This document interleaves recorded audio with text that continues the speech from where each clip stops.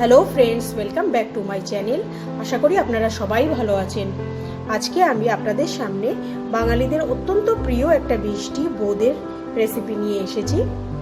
তাহলে সময় নষ্ট না করে চলুন দেখে নিয়ে বোঁদে কিভাবে বানাতে হয়। বোঁদে করার জন্য আমি এখানে 1 কাপ বেসন নিয়েছি। এবার এতে আমি 1/4 টিস্পুনের মতো বেকিং সোডা দেব, দিয়ে এটাকে ভালো করে মিশিয়ে নেব।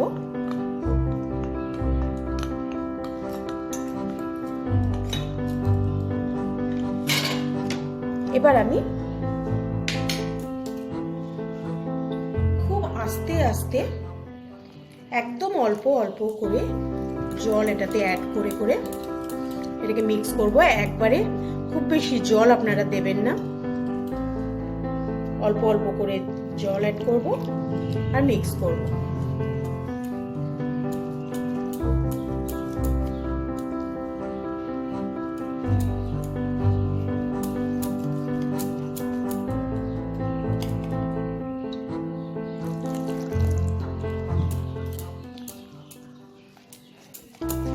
খুব ভালো করে মিক্স করে নিতে হবে যাতে একটু বেসনের মধ্যে লাম্পস না থাকে।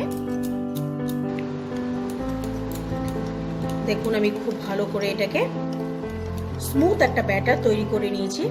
এটার কনসিস্টেন্সিটা এরকম থাকবে, পুরো রানিং কনসিস্টেন্সি।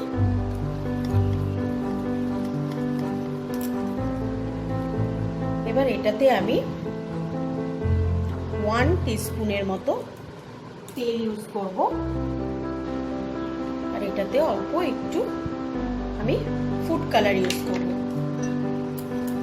করে এটাকে আমি আবার মিক্স করে নেব খুব ভালো করে। মার্কেটে অনেক রকমের ফুড কালার পাওয়া যায়, আপনারা আপনাদের ইচ্ছা মতো ফুড কালার ইউজ করতে পারেন।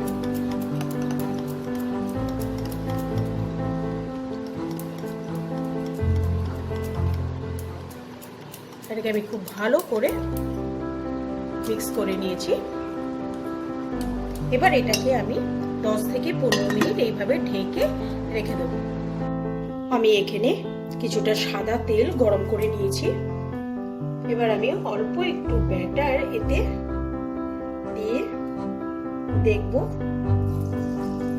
তেলটা গরম হয়েছে কিনা। হ্যাঁ, তেলটা পুরোটাই আমার গরম হয়ে গেছে। আমি এরকম একটা ঝাঁঝরি হাতা নিয়েছি। এবার আমি ফ্লেমটাকে মিডিয়াম করে দিয়ে আমি একটা হাতা দিয়ে এর উপরে দেব। দেখুন পড়ছে, এটা আপনা আপনি পড়ছে, আমার কোনো ঝাঁকানোর দরকার হচ্ছে না।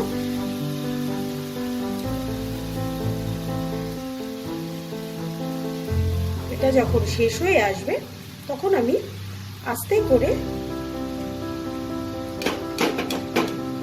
একটু এরকম ঝাঁকালে পড়বে।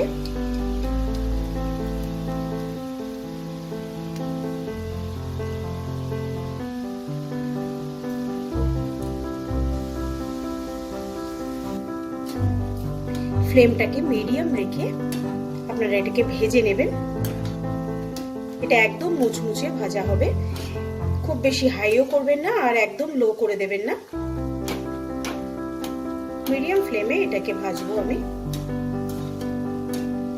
1 থেকে 1.5 মিনিটের মতো এটাকে ভাজলেই আমার হয়ে যাবে।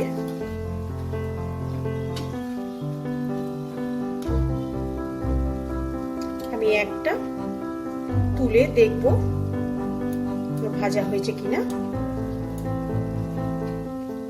হ্যাঁ, হয়ে গেছে। এবার আমি এটাকে তুলে নেব।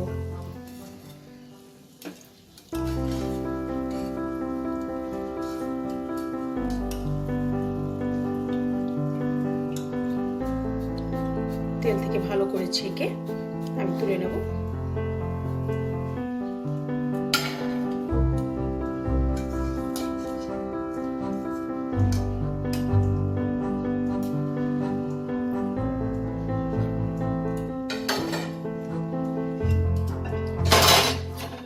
আবারও আমি সেম প্রসেসে ছাড়বো।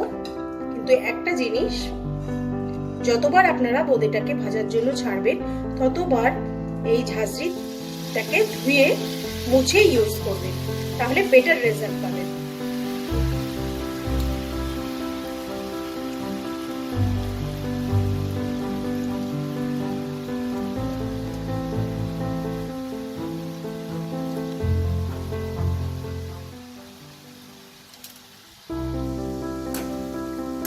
এটাকেও আমি একইভাবে মুচমুচে করে ভেজে তুলে নেব।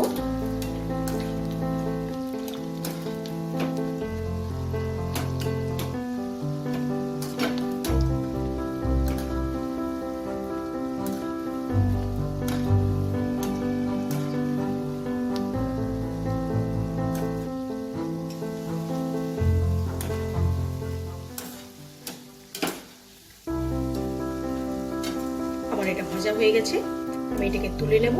তুলে আরো বাদ বাকিগুলোকে আমি ভেজে নিয়ে ফিরে আসছি। দেখুন সবগুলো আমি বোঁদে ভেজে নিয়েছি, কি সুন্দর এগুলো দেখতে হয়েছে আর খুব বেশ মুচমুচে হয়েছে। আমি একটা ভেঙে দেখাচ্ছি আপনাদের, দেখুন। এবার আমি সুগার সিরাপটা বানাবো। সুগার সিরাপটা বানানোর জন্য আমি এখানে যে কাপের 1 কাপ আমি বেসন নিয়েছিলাম, সেই কাপেরই 1 কাপ আমি চিনি নেব। আর এখানে আমি হাফ কাপের মতো জল দিয়ে দেবো। এবার যতক্ষণ না আমি চিনিটা পুরো গুলে যাচ্ছে আমি এটাকে রান্না করব।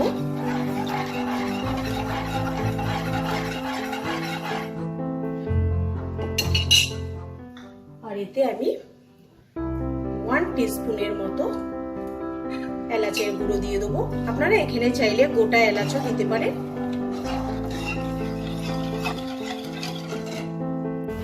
শিরাটা দেখুন ফুটে উঠেছে, চিনিগুলো পুরো গলে গেছে। এখানে আমি হাফ লেমন জুস অ্যাড করব। এখানে লেমন জুসটা দেওয়ার কারণ হলো যাতে যখন আমি এতে বোঁদেগুলোকে মেশাবো ওটা ক্রিস্টালাইজ যাতে হয়ে না যায়, তার জন্য এখানে আমি হাফ লেমন জুস অ্যাড করলাম। এবার এটাকে আমি একদম স্লো ফ্লেমে 1 মিনিট রান্না করব। 1 মিনিটের মতো আমি এটাকে রান্না করে নিয়েছি। এবার এতে আমি ভেজে রাখা বোঁদেগুলো অ্যাড করে দেবো। ফ্লেমটা স্লোই রাখবেন এই সময়।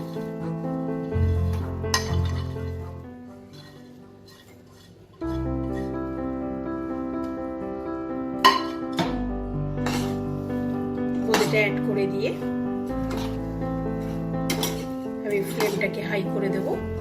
দিয়ে 1 মিনিট 1 থেকে 2 মিনিট আমি এটাকে নাড়াচাড়া করব হাই ফ্লেমে।